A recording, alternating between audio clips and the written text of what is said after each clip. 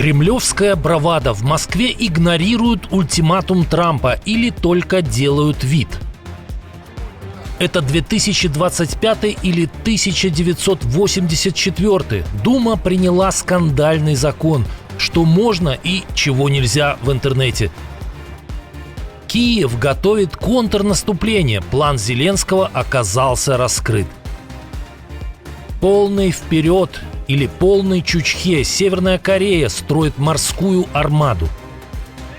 Не летать и не ходить на улицу. Война проникает в Россию все глубже. И многое другое. Самые важные и срочные новости, эксклюзивные подробности. Вы смотрите информационный выпуск «Нехта». Оперативно о событиях в Украине, России, Беларуси и мире. Раньше и понятнее других. Все, что нужно знать сегодня. Умєров доповів, що зустріч планується на середу.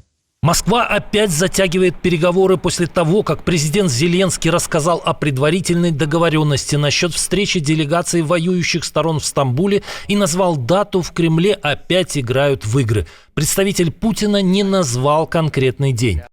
Надеемся, что будет на этой неделе. Как только будем готовы, сделаем сообщение по срокам. Почему Путин не хочет встречаться с Зеленским? Парадоксально, но Песков сослался на украинское законодательство. Мол, до сих пор не снят запрет на такую встречу. Сначала предстоит много поработать перед тем, как уже в предметном плане говорить о возможности каких-то встреч на высоком и высшем уровне. Ни прорывов, ни чудес Песков не ждет. Мы намерены добиваться наших интересов, мы намерены обеспечить наши интересы и выполнить те задачи, которые мы ставили перед собой с самого начала. Похоже, что на кремлевском языке это означает нежелание заключать мир. Правда, Владимир Зеленский накануне говорил об этой браваде. Хай російська бравада не вводить в оману, вони дійсно відчувають вплив санкцій. І вони повинні припинити агресію. Как думаете, когда будет шанс на реальное прекращение огня? Пишите в комментариях. Штрафом за поиск экстремистских материалов в интернете быть. Депутаты Российской Госдумы приняли соответствующее решение в третьем и окончательном чтении. Закон дополняет Кодекс об административных правонарушениях статьей 13.53.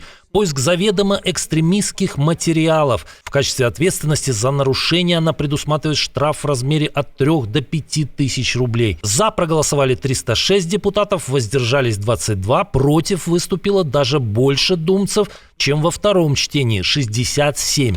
Я вчера с сыном разговаривал, пытался ему объяснить этот закон, как он будет работать. И я понял, есть только один вывод, чтобы он выучил наизусть все эти 5000 названий, для того, чтобы в них не нажимать. День голосования у входа в Думу пытались протестовать активисты с плакатом «Джордж Оруэлл писал антиутопию, а не методичку», но их сразу же скрутили и повезли в участок. Закон получил необычно много голосов против, да? Практически вся фракция «Новые люди» не поддержала, ряд коммунистов, даже отдельные депутаты от «Справедливой России». Закон критиковали и лояльные пропагандисты, такие как Екатерина Мизулина и Маргарита Симоньян. Уважаемое государство, подскажите, пожалуйста, а как нам впредь расследовать деятельность и клеймить позором разных там экстремистских ФБК, если нам будет запрещено их даже читать? Надеюсь, будут поправки. Но поправок не последовало. Похоже, власти оставляют себе право решать, кому применять новый механизм. Этот законопроект, он об очень узкой группе людей, которые ищут экстремистский контент, потому что сами уже находятся в шаге от экстремизма. С этим тезисом Боярского-младшего многие не согласятся. Это создает реальные проблемы десяткам миллионов людей. Ну так, давайте запретим WhatsApp, да, давайте запретим там Википедию, давайте запретим набирать в интернете какие-то слова там, да. Оруэлл. Также депутаты внесли поправки в статью 14.3 КоАП и ввели штрафы за нарушение порядка использования VPN-сервисов. Гражданам за распространение рекламы таких сервисов грозят штрафы в десятки тысяч рублей, а юрлицам до 500 000. Дальнейшую перспективу обрисовывает бывший советник Путина Герман Клименко. Я не вижу сейчас вообще проблем с технической стороны забанить чуть ли не все сервисы VPN, потому что примерно понятно, как это все работает. И перейти в режим Китая. Но пока решение о блокировке российские власти принимать не хотят. Об этом в Думе заявил глава Минцифры Максут Шадаев. Вот такие либералы. Как вам новость? Пишите в комментариях. Хитрый ход Зеленского. Так называют в Москве предложенный Киевом новый раунд переговоров. По мнению российского военного эксперта Василия Дандыкина, за инициативой стоит нечто большее. Киев решил возобновить переговорный процесс не на пустом месте. У него есть причина. Мы начали активно и очень эффективно наносить удары по тылам противника. Для него эти удары являются очень болезненными, поэтому ему сейчас важно добиться для себя передышки, чтобы восстановить ресурсы. Но не исключает Z-эксперт и иной военной хитрости. Более того, не исключено, что эта передышка ему нужна для нового наступления, наподобие прошлогодней августовской Курской авантюры. Сейчас активно муссируется слух о том, что Украина подготовила 65-тысячную армию, 15 новых бригад для наступления. Кстати, о том, что Дональд Трамп намекал Зеленскому на переход в наступление, недавно писала Washington-Post. Капитан первого ранга Дандыкин признает, передышка в месяц может серьезно повредить положению российских агрессоров на поле боя.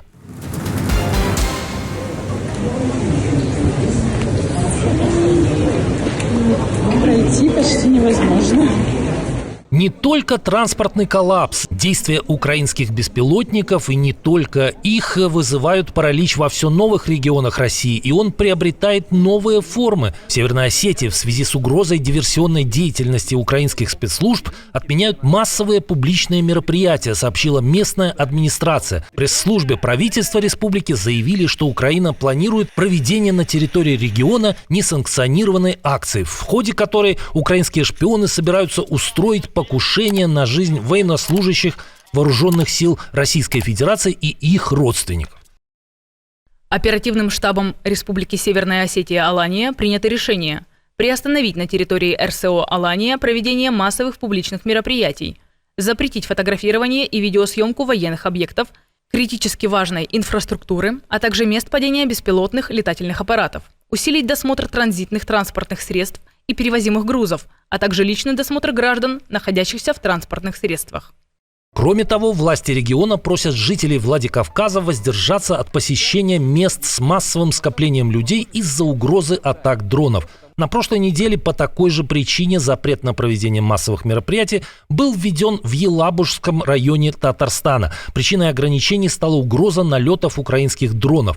Ранее в Москве впервые за 10 лет отказались от проведения ежегодного форума «Армия», главной российской выставки вооружений. А в Санкт-Петербурге отказались от проведения главного военно-морского парада. В этих случаях уже без объяснения причин. С авиасообщением вообще катастрофа. Только за 3 дня с 19 по 21 июля только в московских аэропортах были задержаны более 1000 рейсов. Антикоррупционные органы Украины потеряли свою независимость. Так считают представители оппозиции и ряд экспертов после экспресс-голосования в Верховной Раде. За 270 рішення прийнято. Парламент Украины принял во втором чтении законопроект, в который в последний момент внесли поправки о деятельности Национального антикоррупционного бюро и специализированной антикоррупционной прокуратуры, созданных во время правления Петра Порошенко. Накануне Служба безопасности Украины и Офис Генерального прокурора провели обыски в бюро с целью, цитируем, нейтрализации российского влияния на НАБУ. Законопроект о НАБУ и САП был принят со свистом. Комитет Рады по вопросам правоохранительной деятельности поддержал его утром во вторник. Уже через несколько часов депутаты его одобрили. Спикер Стефанчук также подписал документ без промедления и отправил его на рассмотрение президента. Дякую, слава Україні! Еврокомиссар по вопросам расширения Марта Кос выразила серьезную обеспокоенность из-за принятия Верховной Радой законопроекта номер 12414. Кос заявила, что демонтаж независимости этих институтов является серьезным шагом назад и подрывает ключевые антикоррупционные предохранители. Она подчеркнула, что независимые органы, такие как НАБУ и САП, являются жизненно важными для европейского пути Украины.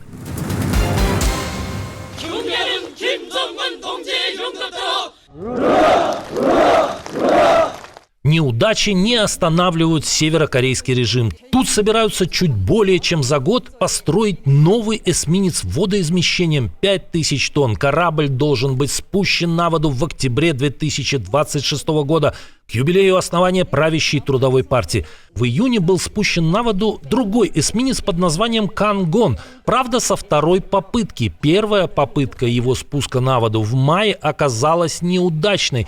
Прямо на глазах любимого товарища Ким Чен Ына корабль перевернулся. По сообщениям западных СМИ, судно до сих пор на ремонте, а некоторые эксперты считают, что корабль вообще не способен плавать самостоятельно. Несмотря на эти маленькие неприятности, вождь КНДР распорядился ежегодно строить по 2 эсминца. Конфуз недавно случился и с туристическим комплексом Вонсан. Спустя 18 дней после помпезного открытия курорт объявил, что временно не принимает зарубежных гостей, а других-то особо и нет. Интересно, а что случится с новыми эсминцами? Как думаете?